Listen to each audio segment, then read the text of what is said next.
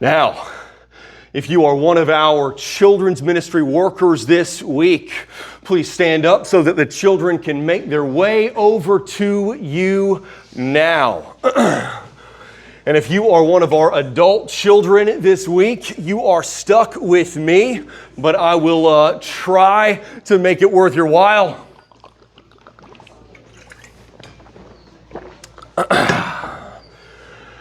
All right. Well, how is everybody doing this week? Okay, I heard good. I heard a couple other things that I just didn't really understand. I'm kind of hard of hearing anyway, so you know how it goes. But I'm glad to hear it. I'm running on like 2 hours or so of sleep, maybe 3.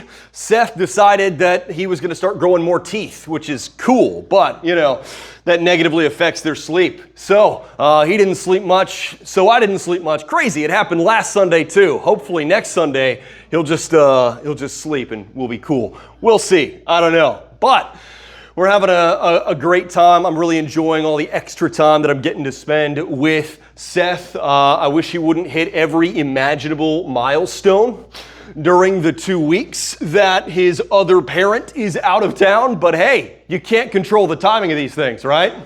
He's crawling now, and he's very fast. Like, he crawls faster than I run. So, you know, my parents were both very athletic when they were young. I was not. I don't know what I was. I don't even know what to describe myself as back in high school. I was not an athletic kid. I was also not like a bookworm, studious type kid. Those are the two things that tend to really, really help you out one day in life. I don't know. I don't even know what I was. But yeah, so maybe Seth will get the athletic genes that skipped my generation. Elise and I were both very, very much not sports ball people. I was on the football team, but the coach just kept me around because I would make jokes on the sideline. He was like, "Ellington, you're funny. I like you.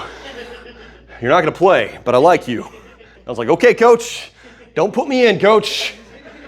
It's like an anti-Rudy situation, you know. But I'm glad to see you guys. I'm glad to be back together this morning, and I'm especially excited because this morning is not a normal service. This is the 4th Sunday of the month, which means this morning is one of what we call our Ask Me Anything services. If you are new here and you haven't experienced one of our Ask Me Anything services before, this is one of my favorite things that we do here. What is happening is that we all have questions about God, questions about the Bible, questions about Christianity that we have always wondered about, but that nobody has ever taken the time to explain to us, don't we? And as Christians, we worship a God who welcomes our questions rather than shutting down our questions. So we need to be a church that welcomes your questions rather than shutting them down or ignoring them. And because that is true, all throughout the month, we have an extremely high-tech cardboard box in the entryway that has like questions or something written on it. I don't even remember, and every single week you can go to that question box. You can write down your toughest questions about the faith, the things that have really nagged at you and confused you and robbed you of sleep, maybe even caused you to doubt your faith from time to time. And on the 4th Sunday of most months, we take those questions that have been put into the box more often than any other. We drop absolutely everything, hit pause on whatever we've been doing, whatever series we've been working our way through, and we devote our entire teaching time to answering as many of the questions as we can. And I'm so excited to get into this month's question, because we have an unbelievably heavy question for this month. And so I'm not going to waste any more time. I'm just going to dive straight in and start working through it. Sound good? Are you ready? Yes. I am not.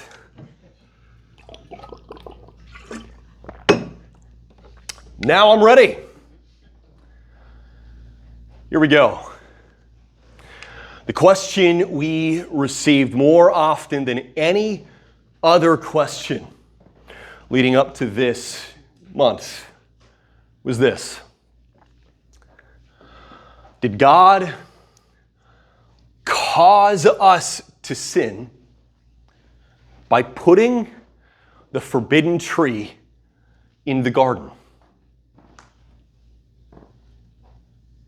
We got so many different versions of this over the months leading up to this.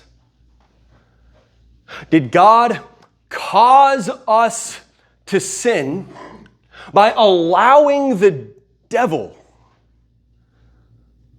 to be in the garden with Adam and Eve? Did God cause the fall by allowing Adam and Eve to take the fruit?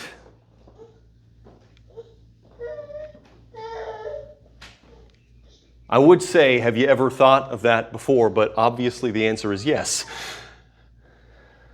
Why didn't the Lord just destroy the devil immediately after he rebelled? Why does God allow the devil to continue to wreak havoc in the world? Why did God allow the fall to happen? That's just a few different versions of this question that we got. But again and again and again, this is one of the most common questions we've been asked. Why did God allow the fall to happen in the first place?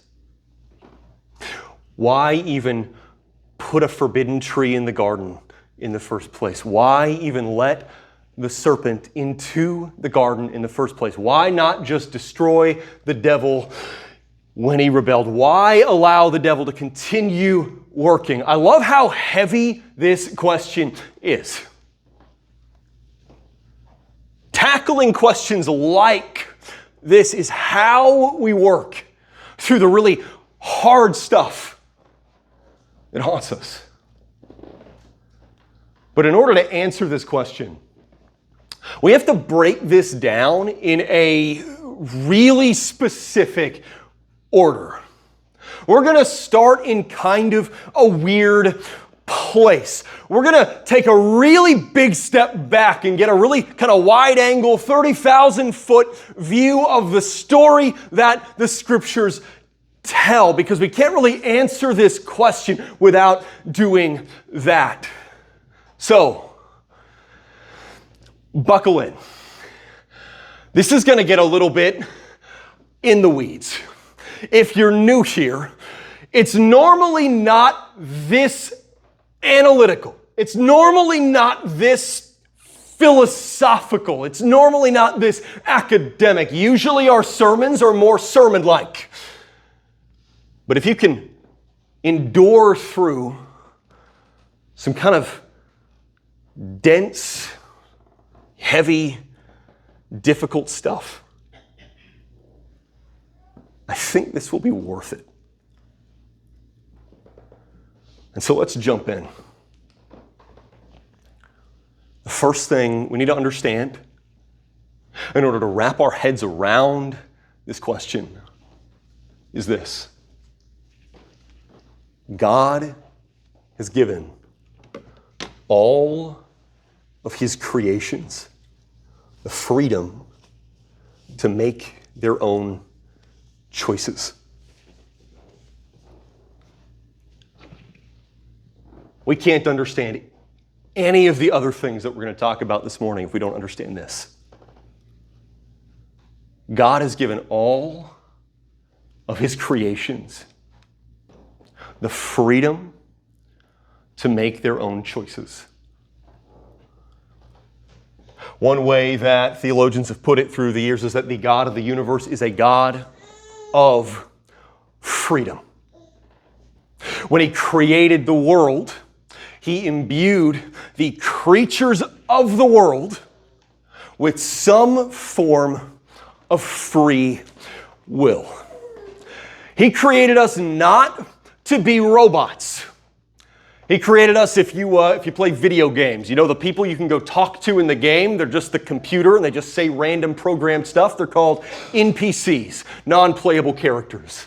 God created us not to be NPCs. He created us to be free agents who can freely choose to follow Him or reject Him, to do right or do wrong. He created us with the freedom to make our own choices, and He created us to freely choose Him, to freely choose the good, to freely choose the path and design that He created us to live by. So you could say, in the beginning, there was freedom.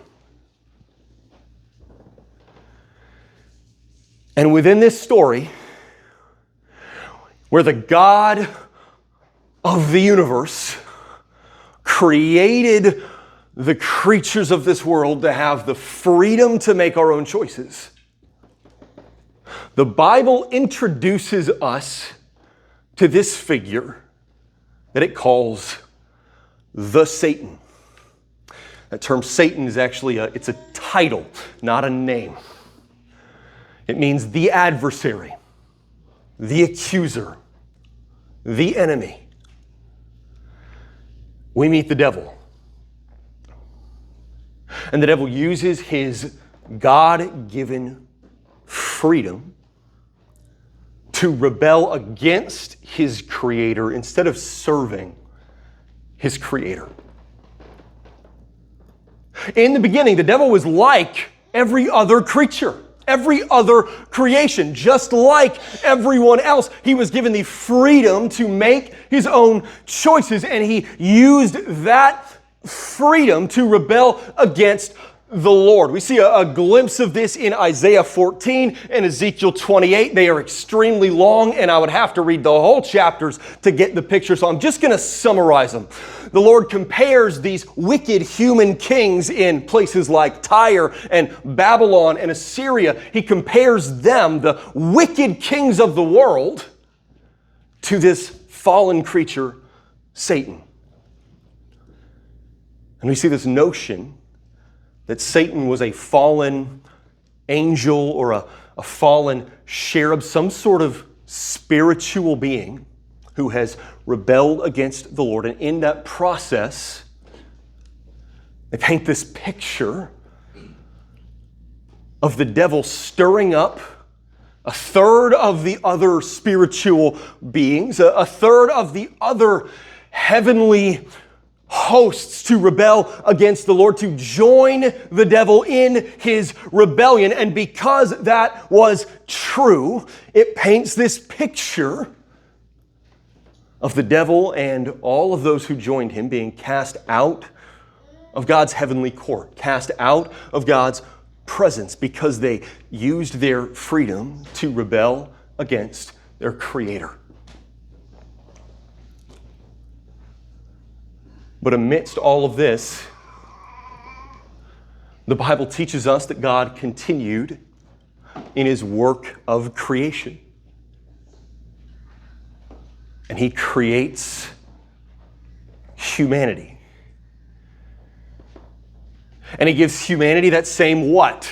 That same freedom to choose that He gave the devil and everything else. You see where we're going with this? It's actually really interesting, and this is one of the most ignored concepts in all of Scripture, but God actually creates humanity in a very specific way, for a very specific purpose. In Genesis chapter 1, it says, "So God created human beings in His own image. In the image of God, He created them, male and female, He created them." And so it says God created humanity, what? In His image. He created us as His image bearers. That's a really important term. Because to be God's image bearer does not necessarily mean that we literally look like God. Doesn't necessarily mean that we are more like God in some specific way than any other creature. What it means to be an image bearer is that we have a specific role. We have a specific job, a specific function, a specific calling. What it means to be an image bearer is that we were created and called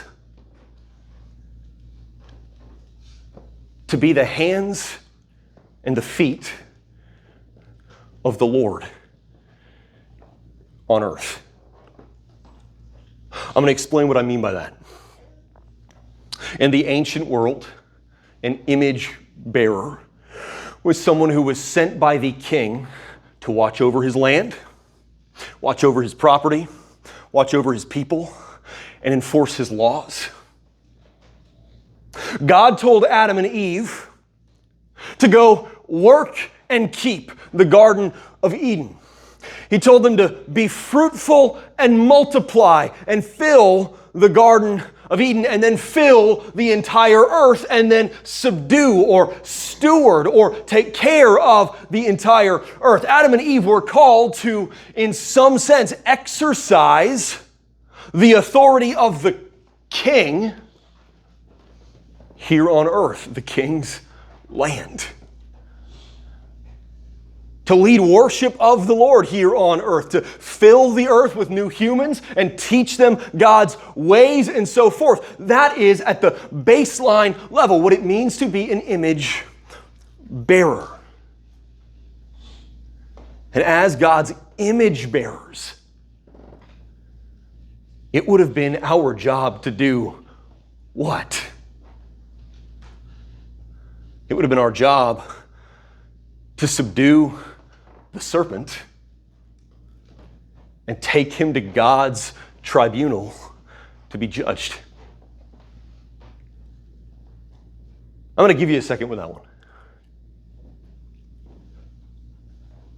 As God's image bearers, it was part of Adam and Eve's job to subdue the serpent the moment he started stirring up rebellion in the garden and take him to the foot of God's throne to be judged. That was the choice we had to make in the garden. Are we going to use our freedom to follow God by rejecting the serpent and bringing him to God's tribunal? Or are we going to use our freedom to rebel by joining the serpent? As God's image bearers, it was their job to drag him to God's courtroom so God could judge him and then destroy him once and for all. And if we had done that, what do you think would have happened? The rest of the story would have gone exactly the way it was supposed to. If the original humans had rejected the serpent instead of listening to him, brought him to God and said, "This serpent is trying to stir up a rebellion against you," he would have been destroyed right then and there, and the rest of history could have played out in perfect peace and harmony. But all of that hinged on which choice humanity would make. And so I know I'm repeating myself quite a bit here, but that's because this is very important. We cannot understand the big story that the Bible is telling without understanding this. God created us as full persons who can freely choose either to share in his rule or rebel against it. And Genesis illustrates that choice with what? with two trees. There's the tree of life over here, which humanity eats from day after day as image bearers, sharing in God's rule. And there's the tree of the knowledge of good and evil over here, which the name is confusing when we translate it into English. But God tells them not to eat from this tree over here. But notice what God doesn't actually say about the tree. God does not say that tree is bad, so you should stay away from it. He just says stay away from it. He never says there's anything wrong with the tree. He doesn't say the tree is going to poison you. He doesn't even say the tree is going to kill you. He says you can eat from literally any tree except for that one. If you eat from it on that day, then you will surely die. Doesn't say the tree will kill you. He says if you eat from it, you will die. There is a difference, right? By forbidding one tree in a world of abundance, what is God doing? He is creating an actual choice for humanity. Question: if nothing is forbidden, then is there any actual way to rebel? No. If nothing is forbidden, is there any actual way to obey? You can't do either of those two things if there's not some rule for you to follow. Without the possibility of rebellion, there is no real possibility for obedience either. In other words, the devil was allowed to live. He was allowed to be in the garden so humanity could make our choice. So that humanity could have the same choice that the devil had. So that we could make the right choice where he made the wrong choice. We were meant as God's image bearers to overcome the devil in the garden. But instead, we chose to join him in his rebellion by taking the fruit. And we need to talk about something. That is this. There is no way to create real humans with real freedom who are incapable of ever rebelling. I say this because the question that immediately comes up after this always is, why didn't God just stop Adam and Eve from taking the fruit? Why didn't he just stop them from making the wrong choice? Or why didn't he just create humans who wouldn't rebel? Yeah, why didn't he think of that?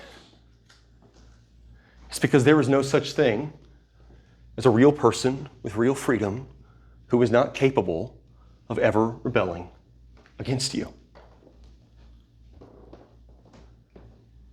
When we rebelled against the true King,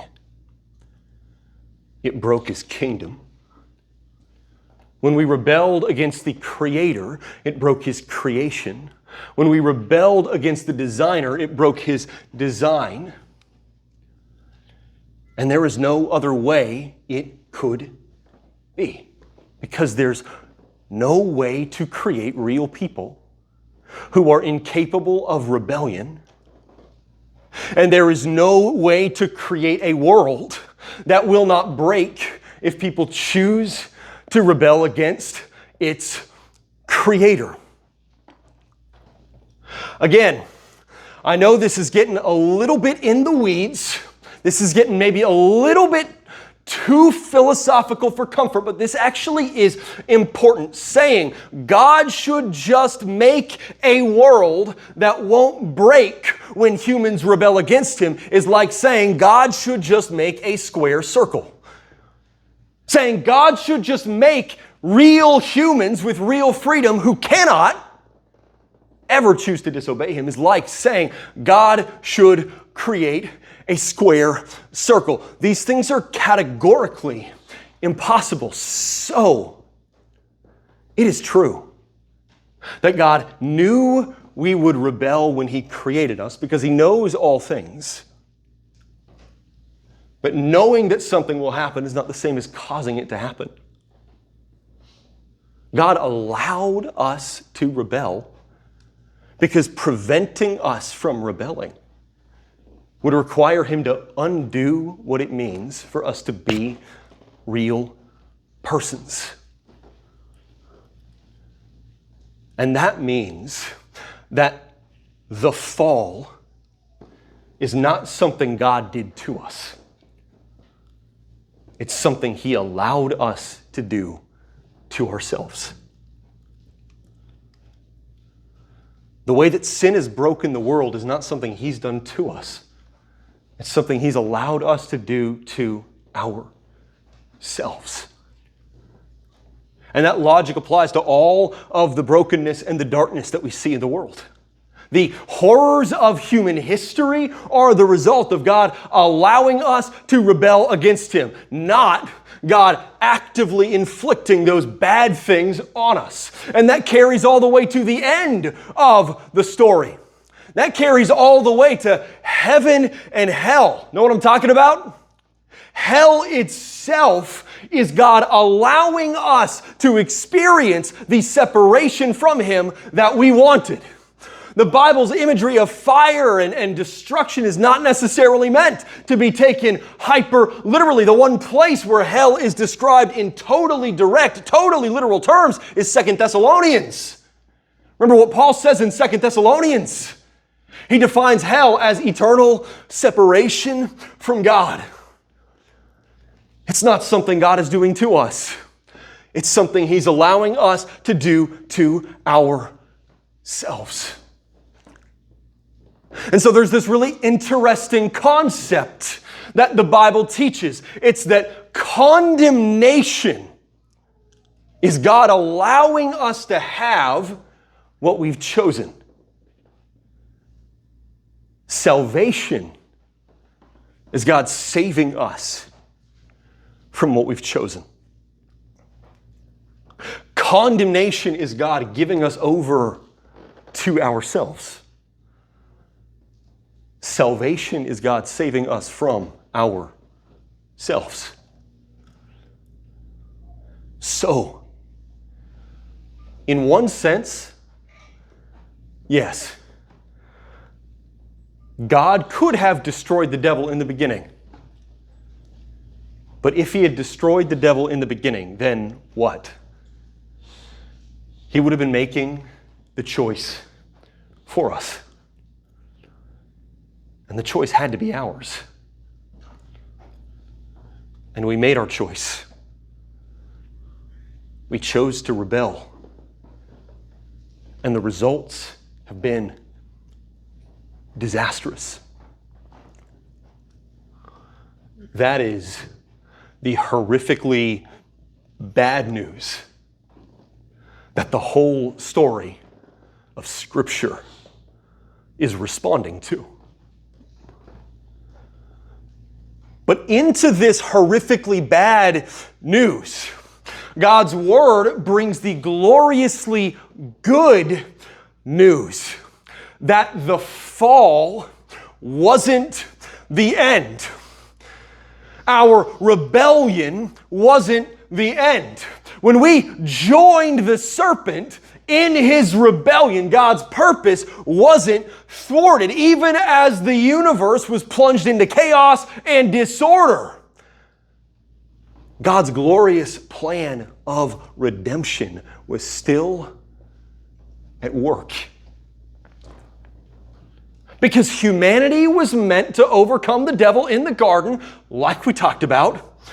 But the first humans failed, like we talked about. So have every single one of us in every single generation that came after them, right? You know, we always say stuff like, oh man, when I see Adam and Eve in heaven, I'm going to be so mad. I'm going to go give them a piece of my mind. It's like, okay, well, hold on. You are presented with the tree every single day of your life, and you always take the fruit. Every single time you disobey the Lord, you are taking the fruit from the forbidden tree. So, what are you going to say to Adam and Eve when you get there? You say, how dare you do the same thing I have done a whole bunch of times throughout my whole life? You should have done better. My sin is your fault. Yeah, talk to your therapist about that attitude.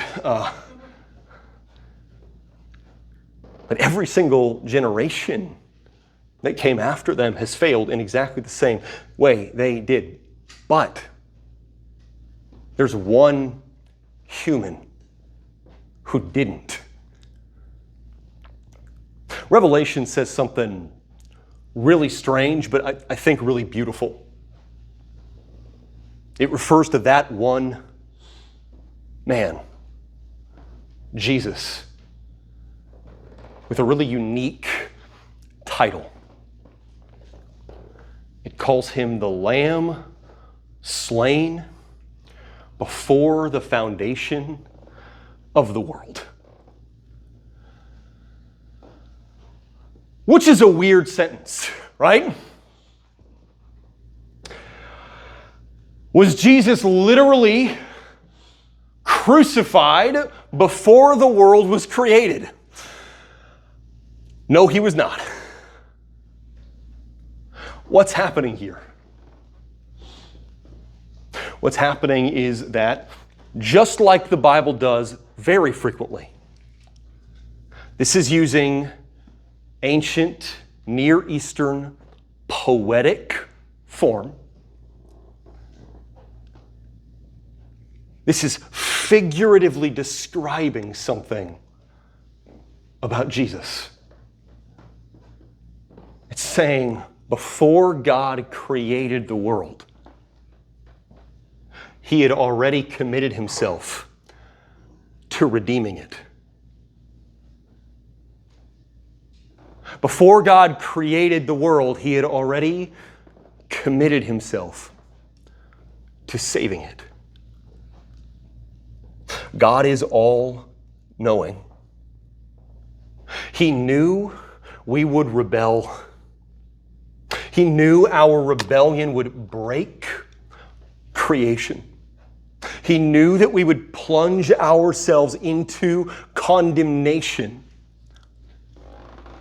And so his options were either, one, do not create the world at all because it's not worth it. They're just going to rebel against me. Or two, create the world knowing you will have to come down from heaven, suffer the worst torment and death imaginable on the cross in order to save it. When God decided to create you,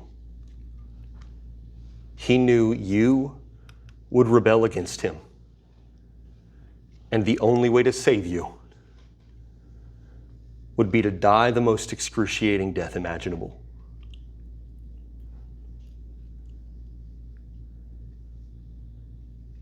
And he decided to create you anyway.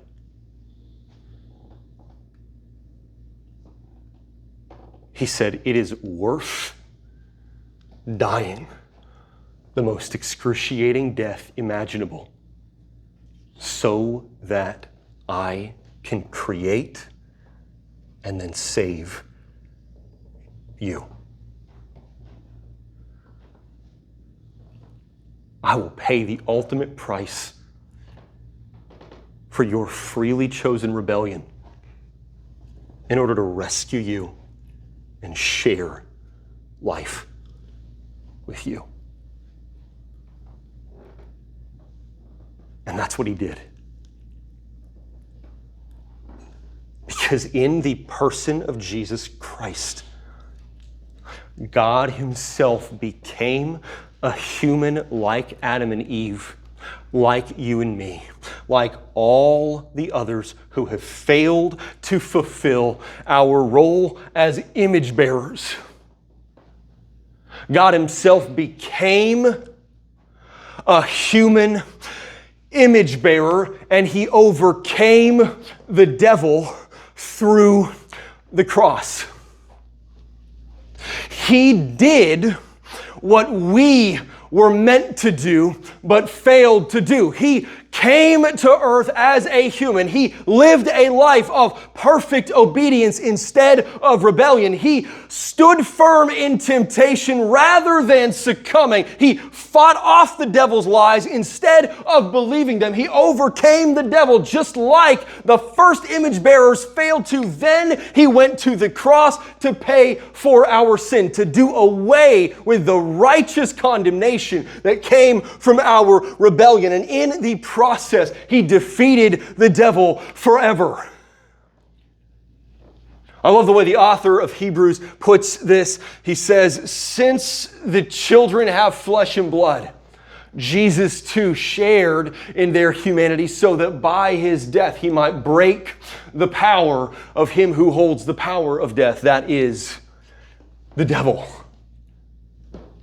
As the true human, the true image bearer, Jesus broke the power of the devil, and now with his fate sealed by the cross, the devil will be destroyed in the end.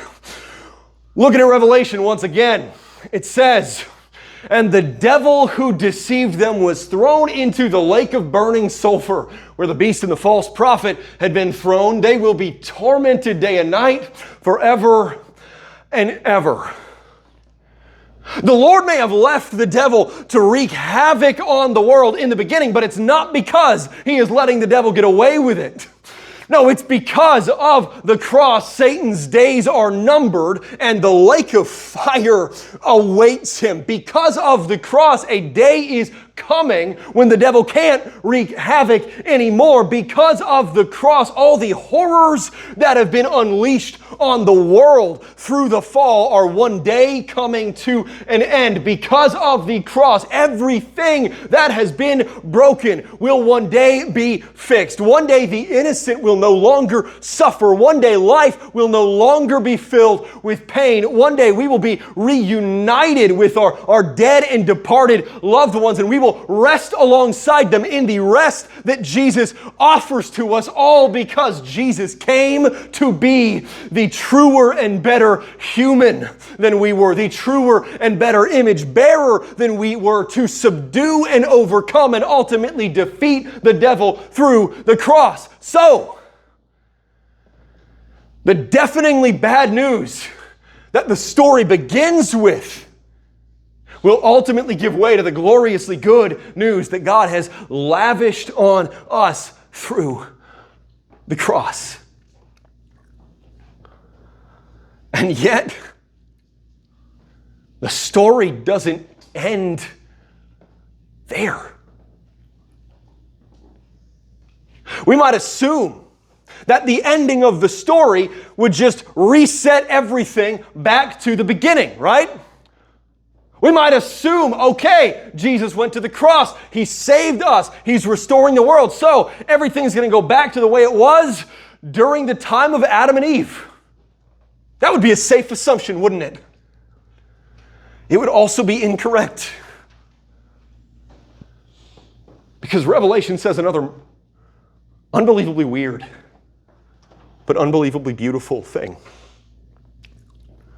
It says that when God finishes his work of restoration, the final form of creation is somehow actually better than the first. I'm not going to lie. I don't understand this. Do you? But our restoration in the end will somehow be better than if the fall had never happened. Somehow, creation is better in the end for having gone through the fall than redemption through the cross, and then restoration when he returns than it would have been if there had never been a fall at all. I don't get this. I do not understand this. And yet the final vision Scripture gives is that everyone who wants separation from God gets what they want, and everyone who wants to be with God spends eternity with Him in a fully restored world, still free, still fully human, still fully capable of choice. But unlike Adam and Eve in the garden, we will have lived through the terrible cost of rebellion and the beauty of redemption. We will know exactly who God is and exactly what life apart from Him brings, and having seen both, we will never be drawn away again. Our restoration in the end will somehow be better than if the world had never fallen. Somehow, I don't get this, but somehow, your restoration in the end is going to be better because of the ways you've suffered as a result of this fallen and broken world. Your eternity future will somehow be better because all these things have taken place than it would have been if none of these things had taken place. I don't understand it.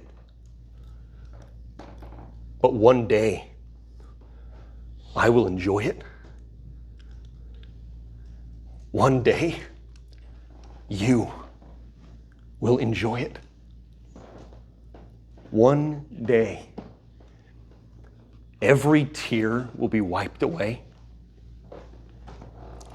and we will experience a deeper and richer joy than we can ever imagine. That is all the time that we're going to have for today. But we are not done tackling your questions together. Because next month, on the fourth Sunday of the month, we're going to continue tackling all of your toughest questions about God and the Bible and Christianity together. We are going to gather to tackle your questions at 10 o'clock here in the sanctuary. Then we're going to break up into our community groups to talk through what we've just heard together at 11. So keep sending your questions, and we can work through every last one of them together as the months go by. And I could not be more excited to trek through the rest of these burning questions with all of you, because the Lord wants to walk with you and work through every single one of the heavy things that are weighing on your spirit in the safety of His love and His grace. So, let's respond to the Lord in worship now. If you would stand with me as we respond in worship through song.